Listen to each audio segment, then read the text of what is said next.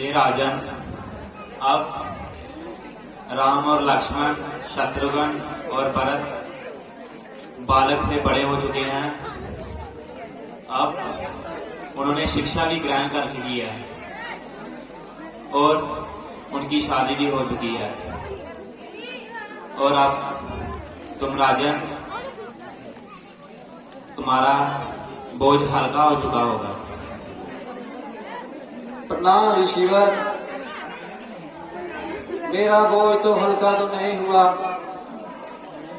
अब मैं आपसे यह आज्ञा मांग रहा हूं कि ये अयोध्या नगरी और ये राजपाट संभालने के लिए मेरा कोई उत्तरदायी हो। मैं तो बूढ़ा हो चुका हूं, अब मैं किस काम का। बस यही आपसे विनती है, अब आप ही मेरा मार्गदर्शन कीजिए कि मैं अयोध्या नगरी का सब राजपाट बेटा राम को सौंप दूं। चलो ठीक है राजन, आपने जैसा सोचा वैसा ही होगा। अब तुम बेटा राम को शीघ्र ही यहाँ बुलाओ। आर्यसमान, जाओ बेटा राम को राज्यसभा में बुलाओ।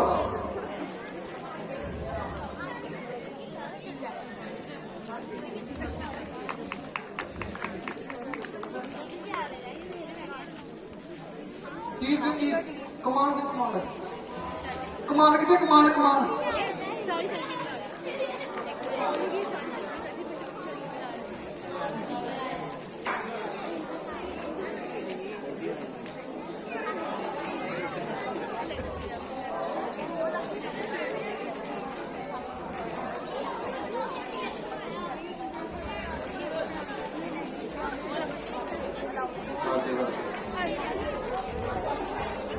गया।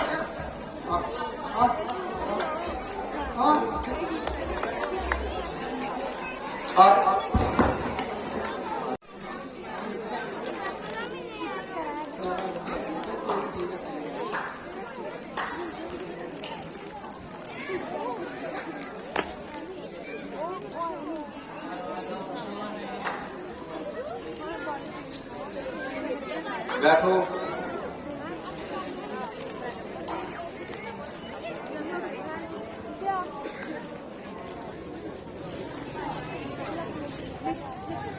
प्रणाम गुरुवर। आयुष्मान। प्रणाम पिताश्री। आयुष्मान भव पुत्र। आयुष्मान बेटा। प्रणाम पिताश्री। आयुष्मान भव पुत्र।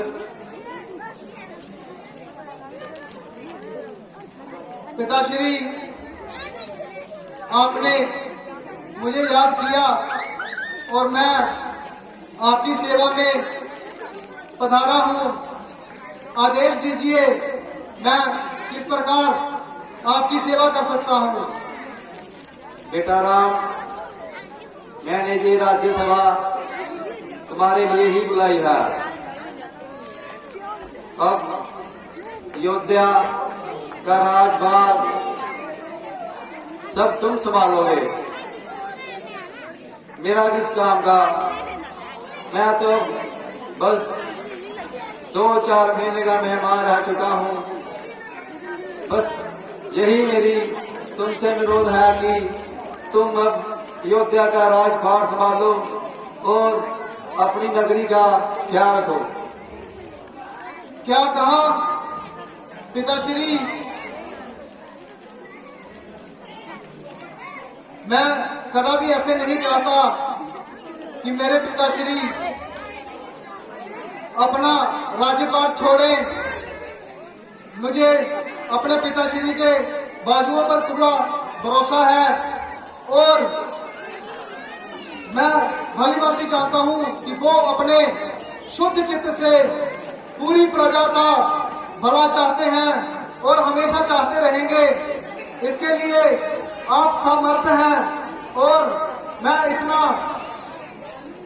कायर बच्चा भी नहीं हूं कि मैं अपने पिता को हटा करके राज्यपाट अपने हाथ में ले लूं। नहीं पुत्र,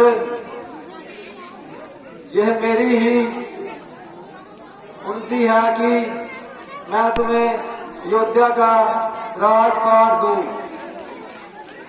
क्या तुम मेरी इस आज्ञा का पालन नहीं करोगे? पिताश्री, मैं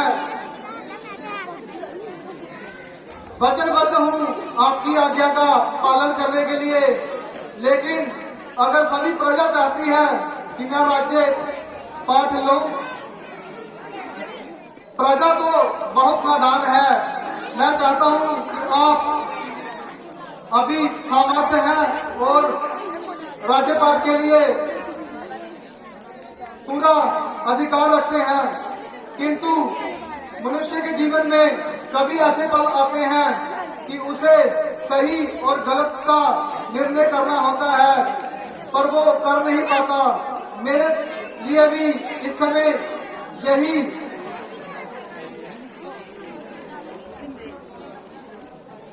नहीं बेटा राम, जहाँ जितने भी राजा महाराजा आए हुए हैं, उन सबकी सर्वसम्मति से ही तुमको राजपाट और अयोध्या नगरी का राजा घोषित किया जाएगा। तो ठीक है पिताश्री, मैं समझता हूँ शास्त्रों में बताते हैं कि मनुष्य का जीवन 4 कालों से बनता है। पहले 25 वर्ष उसको शिक्षा के होते हैं, 25 से लेके 50 वर्ष की आयु तक उनको गृहस्थ जीवन जीना होता है, और 25 से लेके 50 साल से लेके 75 साल तक उन्हें सेवा काल में जीना होता है। और मनुष्य का सबसे परम धर्म है कि वो सभी सेवाओं को पूरा करके अपने मुक्ति, मोक्ष और निर्माण के लिए साधना, अपने आध्यात्मिक पल को बढ़ाएं और मुक्ति और मोक्ष को प्राप्त करें।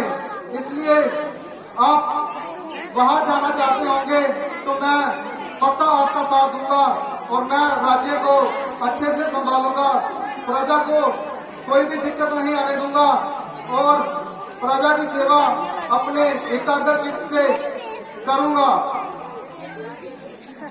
तो आओ बेटा राम, अब तुम इस राजपाट और अयोध्या नगरी के महाराजा हो, अब तुम ही संभालो। आओ बेटा राम। ठीक है पिताश्री, आप पूरे अयोध्या नगरी में ऐलान करवा दीजिए कि राजा बनने के लिए राम बिल्कुल तैयार है और मेरे राज चले की तैयारी करवाइए। आयुष्मान, जाओ पूरे नगरी में बोल दो कि महाराज दशरथ ने राम को महाराजा घोषित कर दिया है। बोल सियापति रामचंद्र महाराज की, लक्ष्मण जति की।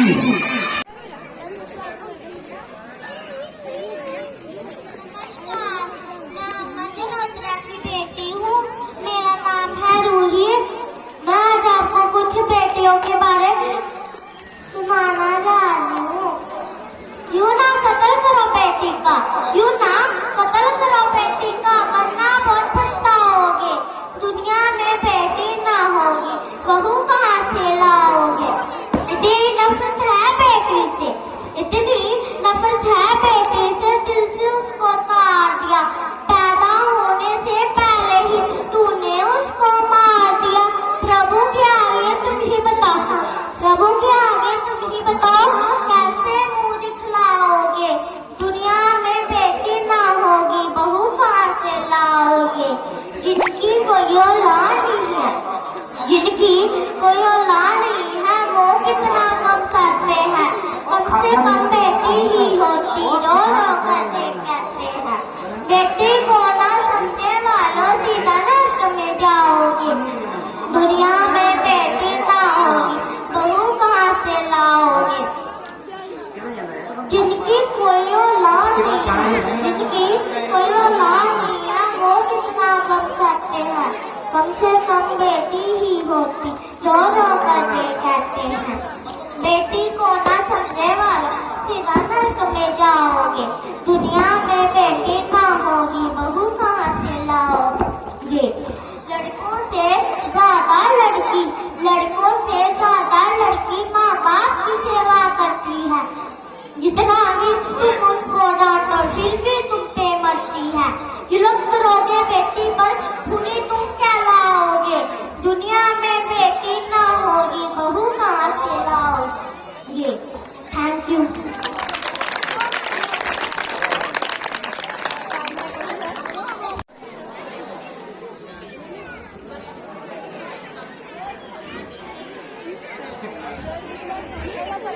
अरे मथुरा, अरे कहाँ मर गई? आज तो मेरे पास आई नहीं, क्या तुझे मेरा ख्याल नहीं? अरे मथुरा, कहाँ मर गई? मुझे लगता है तू राज्य से कहीं बाहर चली गई है, जो तुझे मेरी आवाज सुनाई नहीं दे रही।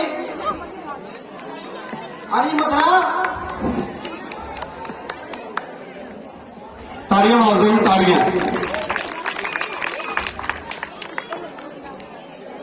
महारानी, आपने मुझे याद किया?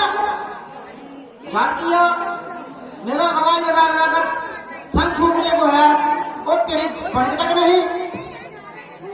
हे कर्मचारी, तुमने इसे क्या कर दिया है? क्या कर दिया मैंने जो तू इसे चिंता कर रही है? बात ही कुछ ऐसी कर दी आपने, मेरे तो सीने में अभी तक सांप लौट रहे हैं। तेरे सीने में सांप लौट रहे हैं? वो कैसी बात है? हमारे राज्य में रहते हुए तेरे मन में कोई ऐसी बात कर रही है जिसका मुझे पता तक नहीं। हे कलकुही, तुमने अभी तक सुना नहीं राज्य में क्या हो रहा है? पता तो है मुझे, बेटे राम का राज्य हो रहा है, और क्या हो रहा है? और तू खुश हो रही है? अरे मथुरा, ये बात ही खुश होने वाली है? नहीं, खुश होने की नहीं है। मेरे तो सीने में अभी भी सांप लौट रही है इसी बात को लेकर, और तू खुश हो रही है इसी बात को लेकर। मथुरा, मेरे को यही बात समझ नहीं आ रही, बेटे राम का राज्य होने में तुम्हारे सीने में सांप क्यों लौट रहे हैं? तुम्हें ये जलन क्यों हो रही है? कहीं तुम्हारे मन में कोई पाप तो नहीं? हे महारानी, मेरे सातों जन्म विफल हो जाए अगर मेरे सीने में अगर तुम्हारे प्रति कोई और शब्द निकले, मैं तो तुम्हारी भलाई की बात ही कर रही हूँ। मथुरा, तेरी बातों से मुझे कुछ भी समझ नहीं आ रहा। तू क्या कहना चाहती है? जो भी कहना चाहती है मुझे सरलता से समझाओ कि मेरे भी पल्ले कुछ पड़ सके। अगर पहेलियां बुझाती रहेगी तो मैं कैसे समझूंगी तू क्या बताना चाहती है? हे पगली, तू समझ क्यों नहीं रही? अगर राम को राज्य मिल गया तो हमारा बेटा भरत का क्या होगा? मथुरा, इसमें बर्थ की कौन सी बात है? यदि बेटे राम को राज्य का सौभाग्य प्राप्त हुआ है तो बर्थ भी राजे का ही भाई कहलाएगा। हे मथुरा, पहले ये तो सोच लो, पीछे उंगलियां 5 है, पांचों एक बराबर नहीं है। मथुरा, तुम्हें इतनी देर हो गई हमारी अयोध्या में रहते हुए, तुम्हें राम के प्रति ऐसा सोचना भी कैसे पड़ा कि ये 5 उंगली जैसी बात है? वो अपने भाइयों को अपने दिल से जान से ज्यादा प्यार करता है।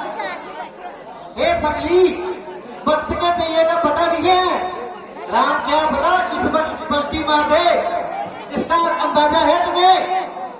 अरे मथुरा, बताओ फिर मैं क्या करूं? हे महारानी, अगर हमारा भरत इस राज्य का राजा बने तो आपको कैसा लगेगा? आप स्वयं ही इसके बारे में कुछ सोचिए और विचार कीजिए। मथुरा, बात तो तेरी सत्य है, लेकिन बेटे राम के होते हुए वंश को राज्य कैसे होगा? ए महारानी, अच्छी बात मत सोच, अपना दिमाग से काम लो। याद करो, आपको राजा दशरथ ने कुछ वचन दिए हैं, कुछ याद है आपको? हाँ याद है।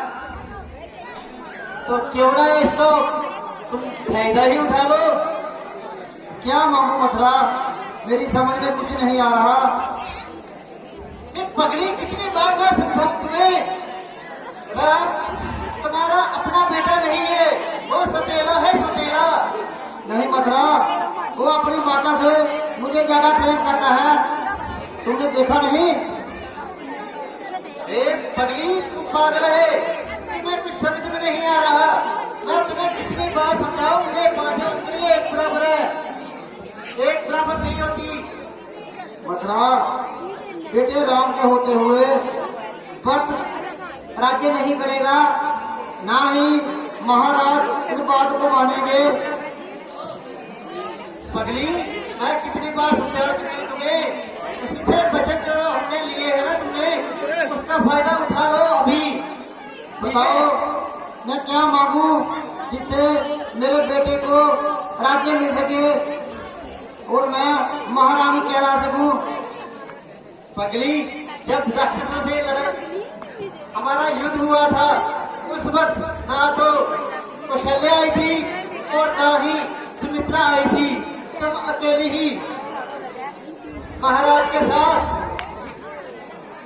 युद्ध पे गई थी।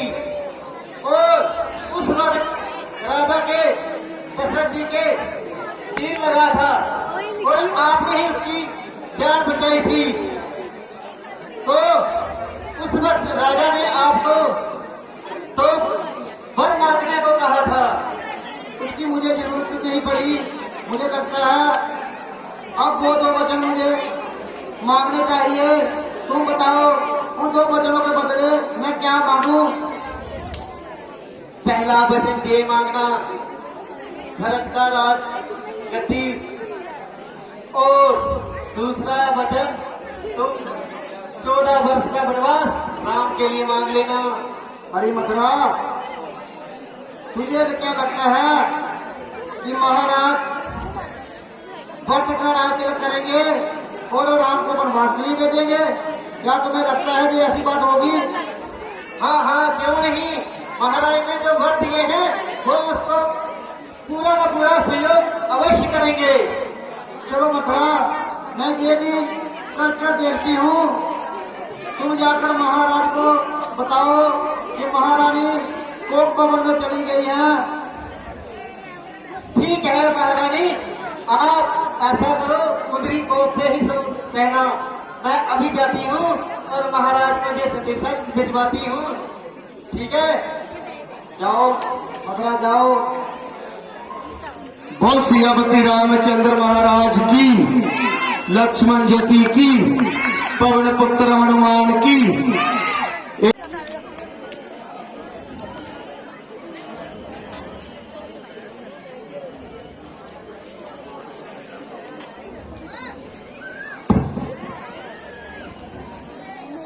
महारानी ककेई,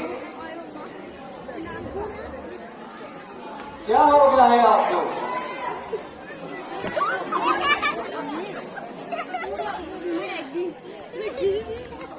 आपने आरएस मंच की ओर से संदेशा भेजा कि राजा दशरथ को अभी मेरे महल में बुलाया जाए। क्या बात है ककेई? क्या बात हुई ककेई? जाओ महाराज, नाम से बात नहीं करती, आप अपने राज्य को संभाले। आपको मेरी कौन सी चिंता है? नहीं नहीं ककेई, जैसे मैं राज्य को संभाल रहा हूँ वैसे ही मैं अपने परिवार को भी संभाल रहा हूँ। नहीं नहीं, वो बात नहीं है। आप बहुत बदल चुके हो। आप में पहले वाली बात नहीं। क्या बात हुई कैकेयी? क्या बात है बताओ तुम, मैं उसे स्पष्ट करता हूँ। तुम तो मेरी प्रिय रानी हो। नहीं महाराज, ये कहने की बातें हैं। मैं आपकी प्रिय हूँ या आपके दासी हूँ, ये आपने साबित कर दिया। नहीं नहीं कैकेयी, दासी बोलकर महारानी के पद का अपमान मत करो। ये अपमान तो आपने किया है, हमारी क्या औकात है जो हम इसका अपमान करें? जो भी किया है आपने किया है, और आप ही चाहते हो कि मैं आपके राज्य में दासी बनकर रहूं, इसलिए मैंने ये राजभोग सब त्याग दिया है और मैं साधारण वस्त्र में दासियों की तरह रहने लगी हूँ। आप जाओ, अपने राज्य को संभालो और जो कर रहे हो उस पर अमल करो। नहीं नहीं कैकेयी, तुम ऐसा मत बोलो। तुम दासी नहीं हो, तुम तो महारानी हो। यदि महाराज, दुख मेरी ओर से दूर क्यों रखा है? यदि महाराज आप मुझे महारानी समझते तो आपको कभी भी ये नहीं लगा कि आप मुझसे कोई बात करें। तो मुझसे क्या बात रहेगी कैकेयी? आपने इतना बड़ा निर्णय लिया और मुझसे पूछा तक नहीं। कैसा निर्णय? आपने बेटे राम को राजा घोषित कर दिया और उसके राज्य की तैयारी सब राज्य में हो रही है। आपने इतना भी नहीं सोचा कि आप मुझसे बात कर सके। क्या मैं बेटे राम को राज्य करने में आपकी सहायता नहीं कर सकती थी? आपने मुझे इस काबिल नहीं समझा। नहीं नहीं कैकेयी, तुम ऐसा मत बोलो। मैं तो तुम्हारे पास ही आ रहा था कि अब हम राजपाल छोड़कर राम को अयोध्या नगरी का राजा सौंप दे। नहीं महाराज, आपने ये क्षण किया है जिसका मुझे अब ज्ञात हुआ है। कहने को मैं आपकी प्रिय हूँ, लेकिन आपके मन में कुछ और ही चल रहा है। नहीं नहीं कैकेयी, तुम ऐसा मत बोलो। मेरे मन में कुछ नहीं चढ़ा। कृपया तुम मेरी ओर मुख करके बात करो। किसका विचार है जो तुम्हें दासी बनाए? महाराज, किसी का दुस्साहस कहाँ? मुझे तो आपसे ये उम्मीद नहीं थी कि आप मुझे इस काबिल नीचा दिखाएंगे। तो इस मामले की बात की नीचा दिखाने की क्या बात हुई कैकेयी? बताओ तुम, मैं क्या करूं अब? महाराज, यदि आप मुझे कुछ देखना चाहते हो तो मैं आपसे कुछ मांगती हूँ। तो आप मुझे कैकेयी, आप मुझे, मैं आपसे जो भी मांगू आप मुझे खुशी खुशी देंगे। हाँ हाँ कैकेयी, बोलो तुम। फिर सुनिए महाराज,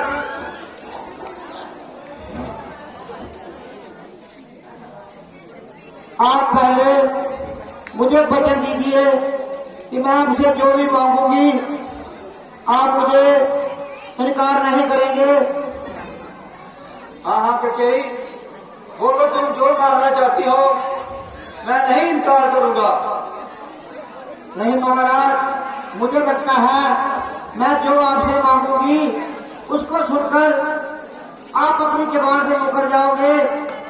इसलिए मैं चाहती हूँ कि आप अपने पूर्वजों की दिए हुए वचनों पर अमल करें।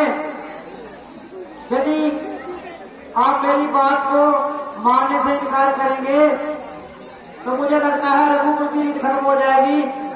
नहीं नहीं महारानी, हमारे पूर्वजों और राजा महाराजाओं की सदियों पुरानी बात चली आ रही है कि रघुकुल रीत सदा चले आई, प्राण जाए पर बचन न जाए। नहीं महाराज, मेरे मन में अपनी शंका है कि आप इस रीत को नहीं आगे चला सकोगे। नहीं नहीं ककेई, ये हमारी राष्ट्र और पूर्वजों की बात है, हम नहीं मुकरेंगे। तुम बोलो, जो तुम वचन मांगोगी मैं उसे पूरा करूंगा। नहीं, मुझे लगता है आप मुझसे मुकर जाओगे, इसलिए आप बेटे राम की शपथ लीजिए कि मैं आपसे जो मांगूंगी आप मुझे दोगे। हाँ हाँ ककेई, मांगो तुम वचन, मैं उसे पूरा करूंगा। फिर महाराज सुनिए, पहले मैं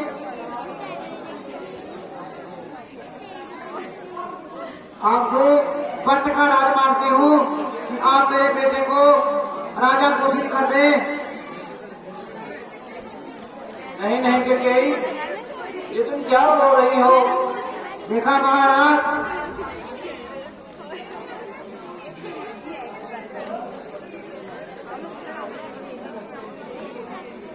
अब तुमने जो बात बोली है कि भरत इस राजपाट का महाराजा है, तो तुम उसको तो पूछ लो एक बार कि रघुकुल रीत से जो महाराजा घोषित हो चुका है, क्या दूसरा राजा उस पर बैठ सकता है? महाराज अब बोलिए, जो आप बोल रहे थे रघुकुल रीत सदा चली आए, प्राण जाए पर बचा न जाए, आप बताएं अब आपके वचन कहाँ गए? अभी तो मैंने पहला ही वचन मांगा है और आपकी आवाज बंद हो गई। यदि आप दूसरा वचन मांगोगे तो क्या मुझे लगता है आप तो अपनी जबान से ही मुकर जाओगे। नहीं नहीं ककेई, तुम अपना दूसरा वचन भी मांगो। महाराज अपने दिल को थाम लीजिए, जो मैं दूसरा वचन मांगना चाहती हूँ उस पर सुनकर आपके दिल को ठेस पहुंचेगी। मुझे लगता है वो वचन देने तो आप सदा मुकर जाओगे। नहीं नहीं ककेई, तुम वो दूसरा वचन भी मांगो, मैं उसे भी पूरा करूंगा। तो बोलो। महाराज मैं चाहती हूँ कि आप बेटे राम को 14 वर्ष के लिए वन में भेज दीजिए। नहीं नहीं ककेई, तुम ये क्या बोल रही हो कि राम का परिवार? ऐसा मत करो ककेई। महाराज यदि बेटा राम इधर रहा तो मेरा बेटा भरत राज्य को नहीं संभालेगा। तुम बेटे राम का राज्यपाल छीन लो, उसे वनवास ना कर लो। ककेई, ये तुम क्या बोल रही हो? नहीं महाराज, मैंने पहले ही आपको बेटे राम की कसम दी है। वो तो मेरा भी प्रिय था और तुम्हारा भी प्रिय था। ये तुम क्या बोल रही हो? तुम्हारे सर पर कौन सा फूल सवार चढ़ चुका है? महाराज आपने जो छल किया है ये उसका ही परिणाम है।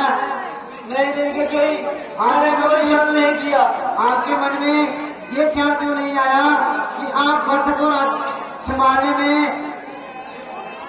राजा बनाए? नहीं नहीं ककेई, तुम ऐसा मत करो। मैं तो अभी ही अपने प्राण छोड़ दूंगा। इसलिए पहले अपने वचन वापस ले लो और राम का राज्य छीनना चाहती तो छीन लो, परंतु उसे वनवास मत भेजो। नहीं महाराज, मैंने तो आपको पहले ही बोला था कि दूसरा वचन सुनकर आप अपने आपे में नहीं रहोगे। कि तुम क्या कर रही हो? मेरा तो जीना ही जहाँ खत्म हो चुका है। अब मैं क्या करूंगा बेटे राम के बिना? बोल सियापति रामचंद्र महाराज की।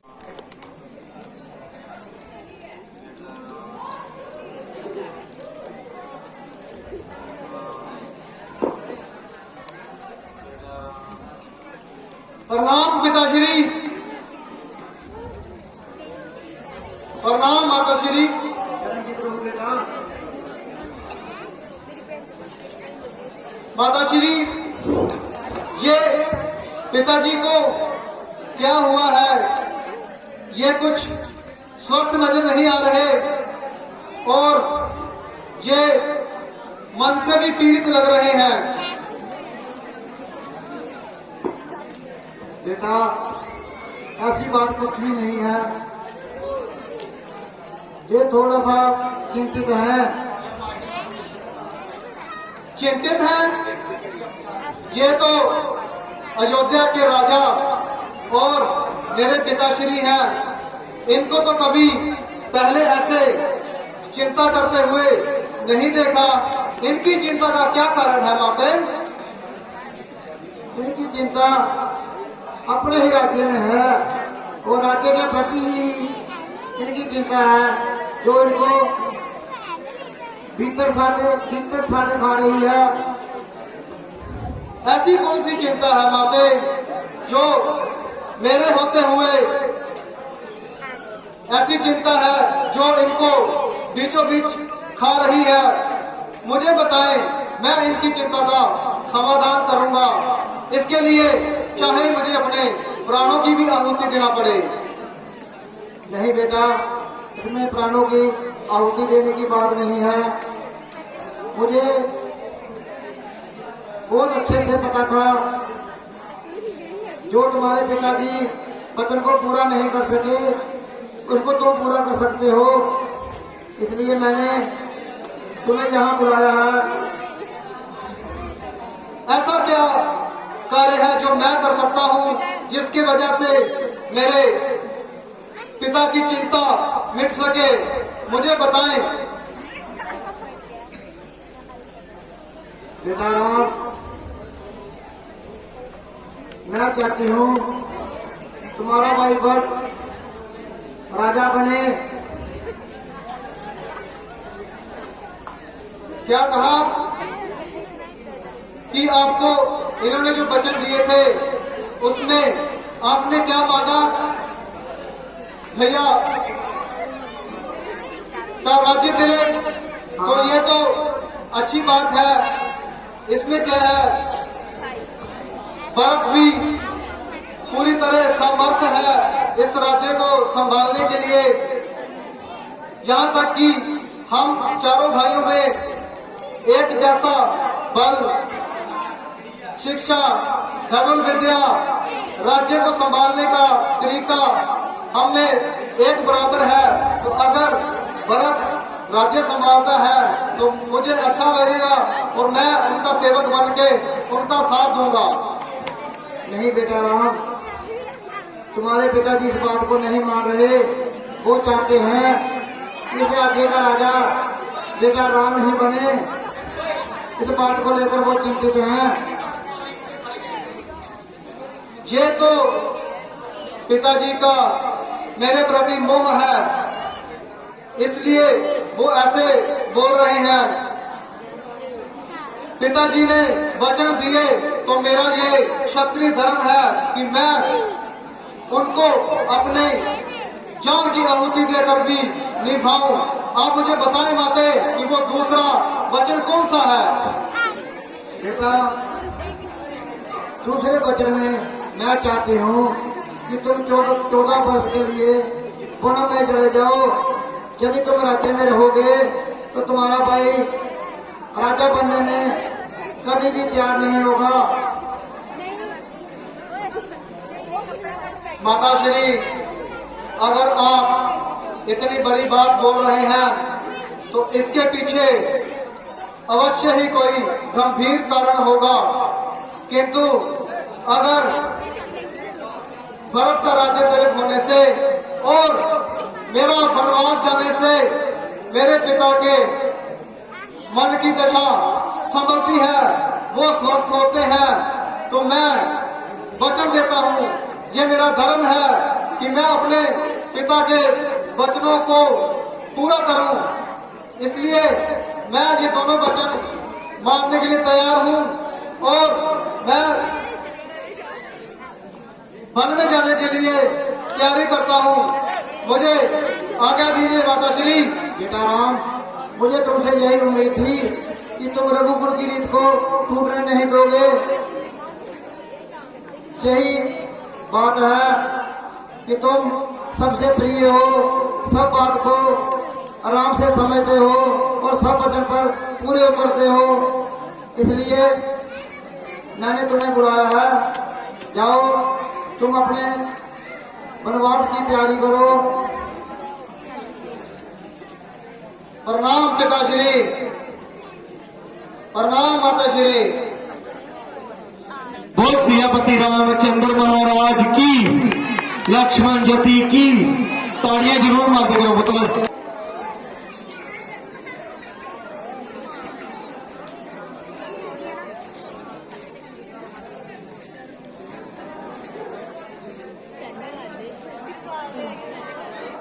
प्रणाम स्वामी, आइए बैठिए। कैसे हो सीता? मैं ठीक हूँ स्वामी, आप बताएं। सब ठीक है।